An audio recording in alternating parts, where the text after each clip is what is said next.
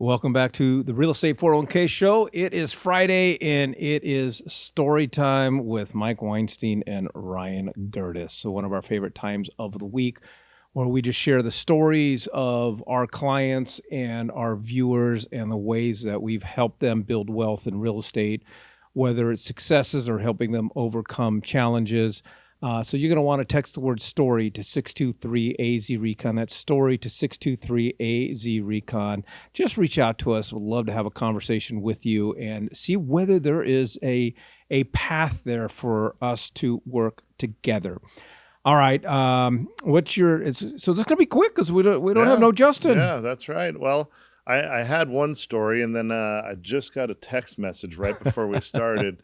And so I thought I'd let you know. You've heard us talk about one of our clients who's also a general contractor and builder, and he bought quite a significant portion of land out in the Whitman area, and he's been he got his first inventory for spec home built and sold, and we ran into some hiccups because there was the wellhead was in the flood zone, and it was below below grade. It needed to be elevated, and some of the electrical needed to be moved so that in the event that there's a flood, that the components for the well weren't going to be compromised. And so it was a lot of back and forth with Maricopa County and FEMA and all those guys. And I just got a text message. All the work has been done.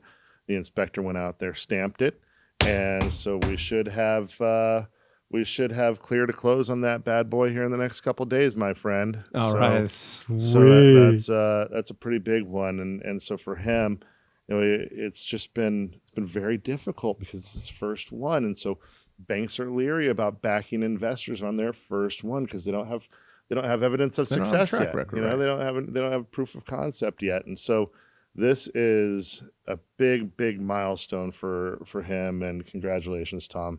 That's a big dang deal, and we're super pumped for you, buddy. It's an interesting point you make because we always talk about that not all real estate agents are created equal, and you always got to be very careful who you work with. You got to interview them. You've got to check their credentials, check their reviews, whatever the case is. But especially, I think people don't understand like how bad things can get when you're buying a property that has a septic tank or a well and a well. Yeah. And a well. Right. And solar. And God, friends don't let friends get solar. It's we've done quite a few of them recently, and they're unless it's even this one was a brand new build, and there were issues. So if you were thinking about buying a home on the outskirts of town or acreage, county islands, New River, whatever the case is, and there's the possibility that you're going to be looking at something that's on a septic or well, just make sure you don't want your agent learning on the job. Make sure you have all the people in play and all of them are seasoned, know what they're doing, because it can go south very quickly. And this one, it was an oversight for sure. Ultimately, it was on the well company, not the well digging company, but the company that installed the pump and the wellhead, etc., and all the components. It's pretty much on them. I don't want to sit here and point fingers and focus on the problem. I enjoy focusing on solutions and how we can all learn from things. But it ended up being not just costly, but time. A time vampire. I think they put him back about 30 days, right? Yeah, and no, more like 90. And if you're an investor and you have been leveraging, then it is money, and it's a lot of money. It's a lot of money. So it's He's still going to do well on it, but No pun intended. yeah, I like right. it. Yeah, I you like what you that? did there, Yeah, man. I see what we did there. He's still going to do well on it, but he could have done a lot better had that been avoided. And I'm pretty darn sure that the well company is not going to pony up the cash that he lost from that time that they cost him. All right, so we have some friends. They came to me. I don't say probably about 3 or 4 weeks ago. They're in a beautiful home. It's gorgeous, and they decided just after a little over a year that they want to move, and this is it's a when you just bought a home a year ago, and then you're needing to sell it to buy another one. This is a very tricky market to navigate, just the way the market is. Because, yeah, you get a good deal, but then you got to sell yours, and it's got to be on a contingency, and all the stars got to align. And so I just, we start talking about numbers. And yeah, so he goes, I bought the house for this, and Redfin told me it was worth this. So we're good to go. I'm like, okay. Redfin, Zillow, Realtor.com, they're data collecting companies. Okay, that's all that they are. They're, to me, I don't know if you agree with me, I have not found any automated system out there that you can type in your address and is going to give you a true and accurate picture of what your house is worth. It takes us a while to come up with value for a property. And so I started using it. It was great. We were sitting down. I started using the Fidelity National Title mobile app. Mm-hmm. It was a fantastic tool. And at the end of the day, I showed them these are the real life numbers. This is your house is not it can't sell for this. You don't have an elevator. There is no basement wine cellar. There aren't all of these things. And at the end of the day, on a good day, they would have lost about 90 grand. And being able to put the picture together, really being able to put the numbers together, understanding all the costs associated with and worst case scenarios. Because in this situation, in this market, you got to talk about worst case scenarios. And so I feel like I helped them dodge a bullet on that one. Good job, buddy. Yeah, because that's a lot of money. Mm-hmm. Just stick it out. Mm-hmm.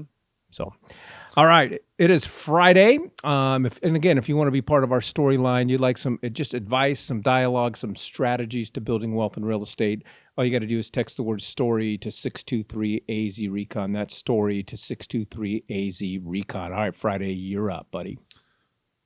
Oh, what was it? You had the topic. Oh, I had the topic. Okay, okay. Yeah, I was like, wait a minute. I thought we decided to put my topic next. We did. Yeah. So stay tuned for that one.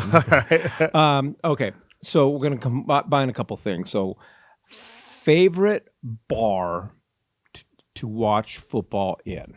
Right. To watch a football game. And I probably used this answer before, but I don't care. I'm going to use it again. It's right off of Bell and the I-17. And it's a local-owned place called Santisi Brothers. I was going with that one. So was that yours? So go ahead and talk for me too. Okay, right. I don't know. I don't. It's the best place to watch football. It's just massive walls of large screen TVs, and they have incredible food. And their wings are great, their pizzas are great, their hoagies or sandwiches, whatever you want to call them, are awesome. It's it's kind of dark. I don't think there's any windows. Are there any windows? Anyhow, they have. No, I'm trying to think about it. I know that there's a glass door that goes to the back patio, but they're like blacked out. So it's like it's little Vegas-y in that respect. But it's it's close. The prices are reasonable. Their staff is always friendly and fast. It's clean and. If you like beer, it has the coldest beer that you can. It's like 32.1 degrees. It is. And they give you these big, huge. I mean, the mugs are so cold you think they're made out of ice. They're awesome. So I can usually only drink one, maybe two beers, but at that size, I can only do one before I have to, switch over to whiskey. But that's my favorite place to go watch. And it's one of my favorite places for wings as well. Their wings are incredible. So all right. So I guess I had to come up with another one. I would say, and a lot of it because it is a cool bar. They've got a good number of TVs, but I can walk to it, Okay. and that's important. Yeah. Is Kimmy's right was- there that's- on Tatum and Bell Road. Dude, it's such a great place. So many. It's funny because it's in a Walmart shopping center. They got a couple other things, which brand new Thai place just opened up, so I'm gonna have to check Nice. that out. But it's always locals. Yeah. It's one of those It's places. kind of a biker bar, isn't it? Kinda, Yeah. a little bit, except it's next to a discount tire. Discount tire, and that's a discount tire that I go to because I know the manager over there. And so whenever I do my tires, I go over there and Brian hooks me up, and then I go have a beer at Kimmy's. Okay, a-hole. Well, How long have we been partners? I know, right? Yeah. 5 or 6 years now. yeah. Okay, I live across the street. I don't know how much money I've spent on my son's Subaru, on my wife's Mercedes, and my car with tires and this and that and that Yeah. and that and that. Yeah. Buddy, you just have to ask me. I can't.